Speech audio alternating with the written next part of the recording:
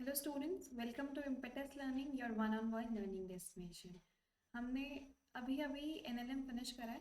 So now this is our third chapter, that is gravitation. तो हम आज इस वीडियो में न्यूटन लॉ ऑफ ग्रेविटेशन पढ़ने वाले हैं, ग्रेविटेशनल फील्ड इंटेंसिटी और उसके केसेस, और gravitational acceleration, that is acceleration due to gravity, और जो फैक्टर्स है जिसकी वजह से वो इफेक्ट होता है उसके बारे में पढ़ने वाले हैं। सो what is Newton's law of gravitation, हम सबको पता है। What is Newton law of gravitation? Newton law of gravitation कहता है जो फोर्स होता है, it is directly proportional to the product of masses and inversely proportional to the square of the distance between them. So if we combine them, we'll get this, and if I remove the proportionality sign, I'll get the G. What is capital G? Capital G is the universal gravitational constant, and its value is 6.67 into 10 raised to power minus 7 Newton meter square per kg square, है ना? ये इसकी value है, और ये हमेशा same रहता है throughout the universe. Its value never changes, ये कांस्टेंट वैल्यू है। Also this value is independent of the nature and the size of the body as well as the nature of the medium between them. अगर मान लो कोई भी medium है, इस value, इस constant की value, it will never change, it will remain the same. And first chapter में भी हमने पढ़ा है कि डायमेंशनल फार्मूला क्या है। What is the dimensional formula for the gravitational constant? It is m-1 l3 and t-2, right? This is important. Now if I talk about the gravitational law in the vector form, suppose ये दो masses हैं, ठीक है, इनका position vector क्या है? r1 और r2, ठीक है। तो जो पहली बात तो यहाँ पे क्या लिखा हुआ है, f21 माइनस, सॉरी यहाँ पे गलत लिख दिया, f12 will be equal to minus f21। मतलब ये क्या है? ये f12 क्या है? Force on m1 due to m2। इस पे, इस m1 पे एक फोर्स ये भी लगा रहा होगा due to m2। And what is f21? f21 is the force on second particle due to m1 mass 1, ठीक है। तो ये क्या होंगे? नेगेटिव। मतलब इसका मतलब क्या है? They will be equal in opposite in nature, ठीक है। तो ये न्यूटन के third law, Newton third law यहाँ पे क्या है? वैलिड, ठीक है। Now if I calculate F21, that is force on M2 due to M1, what will be it? It will be Jm1 M2 divided by R12 square, and this will give me the direction R cap 12. Now what is R cap 12? Isn't it the unit vector? How will I define it? It's vector upon the magnitude of the vector. तो यहाँ पे वही magnitude कर दिया। Now in this case, what is R12? R12 क्या है? अगर मैं डेल्टा R निकालूँ, it will be R2 minus R1. So what is R12? R12 इधर से इधर का distance, so it will be R1 minus R2। तो वहीं पे इसकी जगह मैंने क्या लिख दिया? R1 minus R2 and I'll get this। इसका मैग्नीट्यूड लिया है, क्यों? क्योंकि डिस्टेंस, डिस्टेंस का तो हम मैग्नीट्यूड लेते हैं ना, उसकी तो डायरेक्शन पे डिपेंड नहीं करता, तो इसलिए।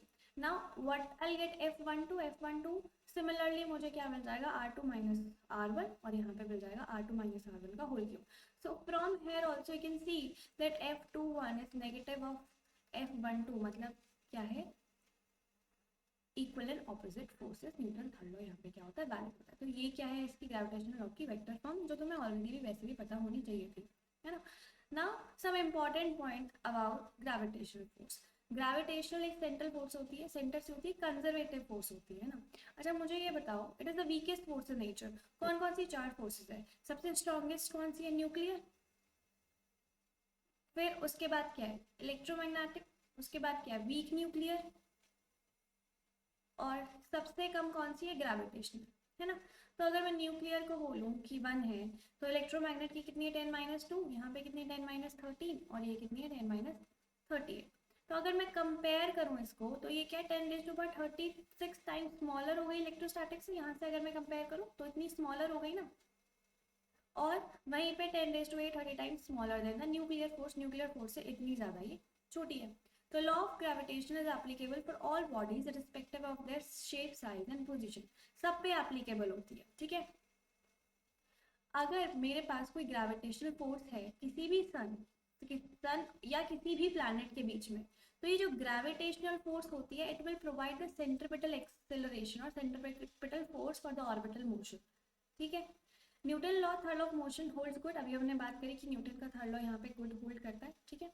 Now unlike electrostatic force, it is independent of the medium between the particles. अगर मैं इलेक्ट्रोस्टैटिक फोर्स की बात करूँ, तो मीडियम में क्या होता है? इलेक्ट्रोस्टैटिक फोर्स डिवाइडेड बाय के। के is what? Dielectric constant.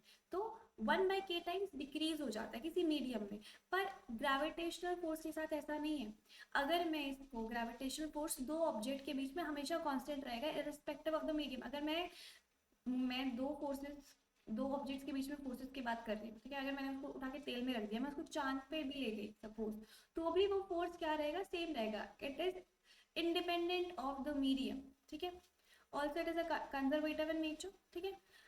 It expresses the force between two point masses के बीच का फोर्स बताता है। However, for external points of spherical bodies, the whole mass can be consumed to be concentrated at the center of mass. अगर कोई बड़ा मास है तो whole मास हम उसको assume करते हैं कहाँ पे, it is at the centre of the body, ठीक है। What is gravitational field? Gravitational field होती है कि एक बॉडी की जो सराउंडिंग फील्ड है, जहाँ तक मैं उस बॉडी का ग्रेविटेशनल पुल जो है वो एक्सपीरियंस कर सकती हूँ, ठीक है, वो उसको क्या बोलते हैं, ग्रेविटेशनल फील्ड। मान लो जैसे ये ऑब्जेक्ट है, इसकी कहाँ तक कोई और ऑब्जेक्ट यहाँ पे इसका ग्रेविटेशनल पुल एक्सपीरियंस कर सकता है, हम उसको क्या बोलते हैं, उसकी gravitational field. Now how do we define intensity of gravitational field? Intensity of gravitational field होती है force divided by mass. Now what is force? Force होता है GMM बिटवीन टू ऑब्जेक्ट्स, ठीक है, divided by r square. Now if I divided by m, I get what, GM by r square, ठीक है। Now if I talk about the unit, what will be unit? It will B Newton for force, and for mass it will be Newton per kg, right? Now from here, what is the unit of G? Okay, I'm just writing it here, okay. Let's find out the dimension. What will be the dimension? If I ask about the dimension, let's see, what is the dimension for G? Is it m minus 1 L 3 T minus 2, right? What is the dimension for m? M is the mass, so it will be m, right? What is the distance square? It will be L square, right? So what I'll get? I'll get from mass will cancel out, so it will be L T minus 2. What is this? This is the dimension for acceleration. So I can say that intensity of gravitational field has a dimension of acceleration, okay, and I is equal to GM by r square, okay. For just now, just remember this, okay. Now we'll move ahead, okay, wait. Now acceleration due to gravity and the factors that are affecting it. Suppose मैंने कोई object है जो मेरे अर्थ के बहुत पास ही है, almost at the surface of the अर्थ, तो उन दोनों, ये m है, मेरी मास है कैपिटल है, ठीक है। तो जो फोर्स होगा ग्रेविटेशनल फोर्स वो GMM by r square के इक्वल होगा, ठीक है। Also according to Newton second law, इस ऑब्जेक्ट पे जो फोर्स लग रहा होगा it will be mg in the downward direction, ठीक है। तो मैं दोनों को इक्वेट कर सकती हूँ। I'll get mg will be equal to GMM divided by r square, okay, at the almost at the surface of the earth, or let us suppose at some distance. So m से m will cancel out, I'll get small g is equal to GM by r square. What is r? R is the distance between them from the center of their masses. This is r, okay. Now almost at the surface of the earth, जब भी मैं throw करती हूँ ऊपर की तरफ, तो थोड़ा ही ज़्यादा ऊपर नहीं जाता as compare to radius of earth, थोड़ा ज़्यादा ऊपर तो ना जाता है, ठीक है। तो मैं बोल सकती हूँ कि मैं, अगर वो ज़्यादा ऊपर नहीं जा रहा, तो मैं स्मॉल आर को मैं कैपिटल आर की तरह इक्वेट कर सकती हूँ। अगर डिस्टेंस जैसे 1 किलोमीटर है as compare to the radius of earth बहुत छोटा है, तो मैं वहाँ पे क्या कर दूँगी, उसको सब्सटीट्यूट कर दूँगी कैपिटल आर से, एंड आई गेट 9.8 मीटर पर सेकेंड स्क्वायर। तो अगर मैंने इंटेंसिटी के बारे में बात करी थी, वो भी तो ये थी GM by r स्क्वायर, यहाँ पे तो GM by r स्क्वायर है ना। तो मैं इससे ये पता लगता है कि जो ग्रेविटेशनल इंटेंसिटी की जो हमने यहाँ पे बात करी थी, इंटेंसिटी ऑफ ग्रेविटेशनल फील्ड और एक्सेलरेशन ड्यू टू ग्रेविटी दोनों ही सेम चीज़ें होती हैं। ये बात पता होनी चाहिए कि acceleration due to gravity is equal to intensity of gravitational field, ठीक है।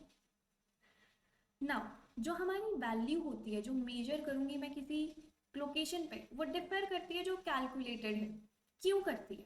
क्योंकि अर्थ का मास एक तो यूनिफॉर्मली डिस्ट्रीब्यूटेड नहीं है, दूसरा अर्थ एक परफेक्ट स्क्वायर नहीं है। हम जितने भी कैलकुलेशन करते हैं हम अज्यूम करते हैं कि अर्थ एक परफेक्ट स्क्वायर है, अर्थ स्क्वायर नहीं है एक परफेक्ट, और अर्थ रोटेट भी करती है, जिसकी वजह से डिफरेंसेस हमारे पास आते हैं, ठीक है। Now let's study about the variation. Due to altitude. अच्छा, अगर मैं at the surface of the earth है तो मेरी ये रेडियस आर, तो I can say that acceleration, what is acceleration, g is equal to g m by r square. तो यहाँ पे डिस्टेंस कितना हो गया, आर हो गया, तो at the surface I get g m by r square. Now if at height, या इधर हमेशा क्या होता है, r square, r square is the distance from the centre of the earth, है ना। तो यहाँ पे जब मैं यहाँ की बात करूंगी इतने की, तो यहाँ पे डिस्टेंस कितना हो जाएगा, आर प्लस एच। तो यहाँ पे क्या आ जाएगा, g m by r plus h का होल स्क्वायर।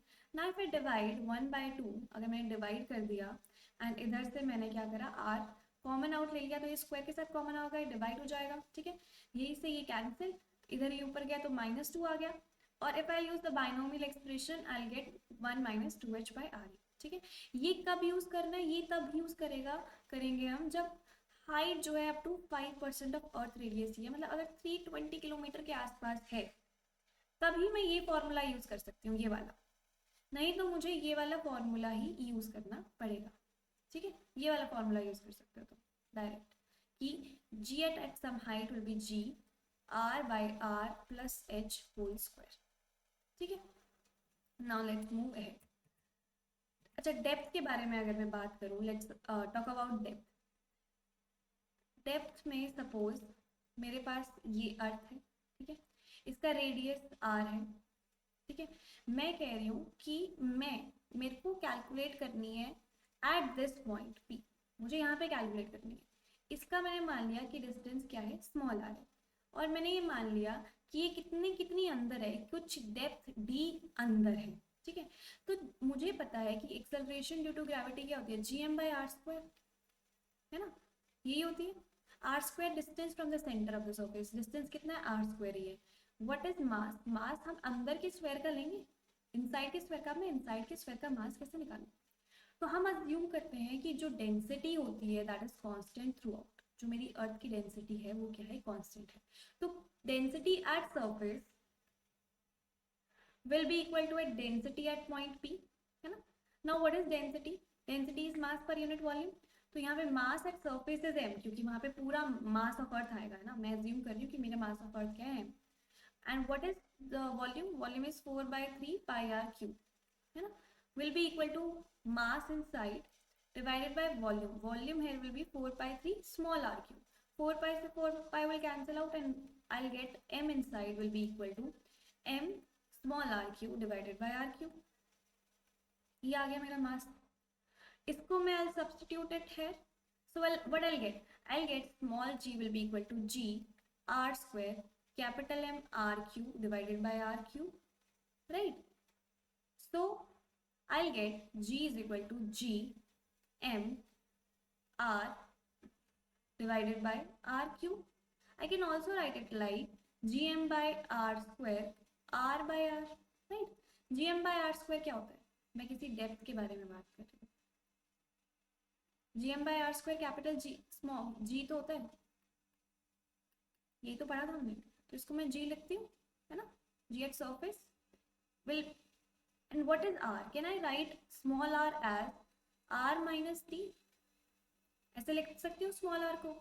तो मेरे पास आ जाएगा r minus t by r, यहाँ से मुझे g एट डेप्थ आ जाएगा g 1 minus t by r। ये मेरी क्या हुई, एट डेप्थ मेरी जो एक्सेलरेशन ड्यू टू ग्रेविटी होगी वो होगी इतनी। ये फॉर्मूला हर जगह एप्लीकेबल होगा, ठीक है। वो वहाँ पे जो हमने फॉर्मूला किया था g 1 - 2h by r, वो वाला फॉर्मूला सिर्फ 320 किलोमीटर तक वैलिड है, ठीक है। बाकी के लिए मेरे को यूज करना पड़ेगा r divided by r plus H whole square multiply by g at surface. ये formula it is valid through, ठीक है। जैसे कि यहाँ पे तुम देख सकते हो कि वैलिड फॉर एनी डेप्थ, ठीक है। अब ये देखो तुम कि अगर मैं इसको यहाँ से देखूं, अगर मैं अंदर जा रही हूँ, पहले तो ये बात पता होनी चाहिए कि एट सेंटर की अगर मैं बात करूँ तो मेरी जी की वैल्यू होती है 0, ठीक है। अब यहाँ से देखो कि जब मैं डेप्थ पे थी तो मेरा रिलेशन क्या था, डायरेक्ट रिलेशन दिख रहा है तुम्हें यहाँ से कि मेरी डायरेक्टली प्रोपोर्शनल है ना। तो जब मैं अंदर हूँ, डेप्थ की बात कर रही हूँ, ये मेरा सरफेस है, सरफेस पे मेरी वैल्यू कितनी है जी की, gm बाय आर स्क्वायर। नीचे जा रही हूँ तो डायरेक्टली मेरी क्या आ रही है, डिक्रीज हो रही है, और सेंटर पे कितनी हो जा रही है, 0 हो जा रही है, ठीक है, at the centre of the अर्थ। और जब मैं बाहर जा रही हूँ, हाइट पे जा रही हूँ, तो मेरी हाइपरबोला की तरह मेरी वैल्यू क्या हो रही है, डिक्रीज हो रही है। ये ग्राफ बनता है, इस ग्राफ से क्वेश्चन आते हैं। ये कब है, जब मैं सॉलिड स्फीयर की बात करूँ, अर्थ सॉलिड स्फीयर है ना। अगर मैं वहीं पे होलो स्फीयर की बात करूँ कि कोई होलो स्फीयर है, उसकी वेरिएशन बताओ मुझे, तो उसकी वेरिएशन कैसी होगी, एक मिनट। होलो कोई भी चीज है, शेल है, उसकी बात करूं और मैं वेरिएशन बोल रही हूँ जी और आर की, तो मैं वेरिएशन होती है कि अंदर शेल के जीरो होगी, सरफेस पे मैक्सिमम वही gm/r², और जैसे जैसे हम बढ़ते जाएंगे एट सम हाइट वो डिक्रीज हो जाएगी, that will be inversely proportional to r²। ऐसा ग्राफ बनता है, इस ग्राफ पे भी काफी क्वेश्चन आते हैं, ठीक है। Now let's move ahead. Acceleration due to gravity, अब मुझे पता है what is the formula for acceleration due to gravity. Acceleration due to gravity is gm/r², है ना। तो g क्या इनवर्सली प्रोपोर्शनल है r² के। अब मेरी अर्थ एक्चुअल में कैसी है, इलिप्टिकल है शेप में, स्फेयर नहीं है ना। तो इक्वेटोरियल का डिस्टेंस कंपैरेटिवली ज्यादा हो जाता है, तो अगर डिस्टेंस ज्यादा है तो gravity, acceleration due to gravity क्या हो जाएगी, कम हो जाएगी। तो acceleration due to gravity minimum होती है इक्वेटर पे and maximum will be at poles, ठीक है। Now let's move ahead. अब जी में वेरिएशन आती है रोटेशन ऑफ अर्थ की वजह से भी, ठीक है। अब ये जो वेरिएशन है, डायरेक्ट रिलेशन तुम्हें बुक में मिल जाएगा, ये दे रखा है, ठीक है। Now what is alpha, alpha को हम बोलते हैं latitude angle. Now see, poles पे लैटिट्यूड एंगल कितना होगा, 90 डिग्री हो जाएगा। And what is cos 90, cos 90 इज 0, so I'll get g as g only, ठीक है। तो कोई इफेक्ट नहीं होता रोटेशन ऑफ अर्थ का पोल्स पे। पर अगर मैं इक्वेटर की बात करूँ, इक्वेटर पे लैटिट्यूड एंगल कितना हो गया, 0 हो गया, तो cos 0 कितना हो गया, 1। तो मेरी वैल्यू जो होती है वो क्या होती है, r ओमेगा स्क्वायर के फैक्टर से डिक्रीज कर जाती है।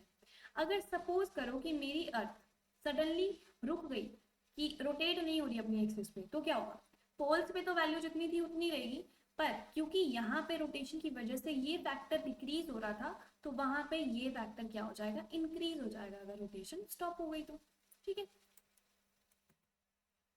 Now there are some question. An object of mass 100 kg falls from point A to point B as two. Point A मेरा ये है, पॉइंट बी मेरा यहाँ पे है, ठीक है। The change in its weight corrected to the nearest integer. Weight में क्या चेंज आएगा मुझे वो बताना है, ठीक है। अब देखो हाइट पे है कोई ऑब्जेक्ट, और हाइट पे कितनी दे रखी है, यहाँ पे 2 आ रही, मतलब twice the radius of the अर्थ। तो अगर इतनी ज्यादा हाइट है तो मैं 1 - 2h/r वाला तो फॉर्मूला ले नहीं सकती, मुझे कौन सा लेना है, g dash at some height will be g r divided by r plus h whole square, ठीक है। यहाँ पे हाइट कितनी है, ये मेरा ग्राउंड, तो हाइट कितनी हो जाएगी, हाइट है 2r। फर्स्ट केस में हाइट कितनी है, 2r at point A, at A की अगर मैं बात करूँ, ये सब ए की बात हो रही है, तो हाइट कितनी है 2r, तो मैं यहाँ पे लिख सकती हूँ g 3r होल स्क्वायर। तो कितनी आ गई, g/9 आ गया, ठीक है। ये क्या है, जी एच है ना। अब मेरे को बात किसकी करनी है, वेट की करनी है। तो अगर मैं वेट की बात करूं तो ये mg/9 आ जाएगा, ठीक है, एट ए। अगर मैं अब एट बी की बात करूं, एट बी पे वही same formula, r divided by r plus h whole square, है ना। अब यहाँ पे हाइट कितनी है, देखो r/2 वो नीचे आ गया, तो अब हाइट कितनी बची, इसके पास हाइट कितनी बची, 1.5r बची, ठीक है। तो 1.5 कितना आ गया, g r 2.5 आ जाएगा होल स्क्वायर। तो ये कितना आ जाएगा, 1025 होल स्क्वायर। ये 5 की टेबल से कट जाएगा, 2 और 5, तो मेरे पास आ जाएगा g 4/25। और अगर मैं वेट की बात कर रही हूँ तो वेट आ जाएगा एट पॉइंट बी मेरे पास mg 4/25, ठीक है। ये b की आ गई, ये मेरे पास a का आ गया। Now what I want to find, I want to find change in weight. Change in weight के लिए what do I have to do, तो सब्ट्रैक्ट करना पड़ेगा, है ना। तो मेरे को क्या सब्ट्रैक्ट करना है, to subtract 4/25 mg minus mg/9, है ना। mg I take out common, तो 4/25 माइनस 1/9। एलसीएम लो, इसका एलसीएम आएगा तुम्हारे पास 225, तो यहाँ पे आ जाएगा 36 माइनस 25, 36 माइनस 25 होता है 11। And now what is weight given, weight given है मुझे 100 kg and g I know is 10, तो 100 into 10 will be 1000, so I'll get 1000 into 11 divided by 225. 5 के टेबल से काटो, it will be 200 and it will be 45. Then again it will be 9 and it will be 40. So it will be 440 divided by 9, that I'll get 48.8 approximate. That will be in Newton because weight calculate कर रहे हैं. तो approximate अगर nearest integer की मैं बात करूँ तो it will be 49, right? So can you see the 49 answer? Here it is. So this will be my correct answer, right? Now let's move ahead. Now this is my question. If r is the radius of Earth and g is the acceleration due to gravity on the Earth's surface, then the mean density of the Earth will be. मुझे mean density बतानी है, ठीक है? g अगर acceleration of the gravity है at the Earth's surface, तो Earth surface पे gm by r square लिख सकती हूँ मैं, ठीक है? मैं अगर mass लिखना चाहूँ in terms of density, isn't it will be rho into volume, ठीक है? Now what is rho? Rho तो rho होता है. At the surface, what will be the volume? 4 r cube. तो मेरा जी कितना हो जाएगा? जी हो जाएगा मेरा g rho 4/3 pi r cube divided by r square. So I get 4/3 g rho pi r. ये मिल जाएगा मुझे जी इक्वल टू. अब मीन डेंसिटी बतानी, तो मीन डेंसिटी में क्या आ जाएगा? 3g/4g रो पाई आर. ये आ जाएगा. Can you see this? It is 3g/4 pi RG. Oh, I have not written rho. So this will be my answer, right? So let's move to the next question. Next question हमें क्या कह रहा है? The ratio of Coulomb electrostatic force to the gravitational force between an electron and a proton separated by some distance is this. मुझे क्या दे रखा है? Coulomb law electrostatic force. What is Coulomb law? Coulomb law की बात करूँ तो ये होती है ना, कूलम लॉ ये. Now what is electrostatic force? Electrostatic force होता है, वेट,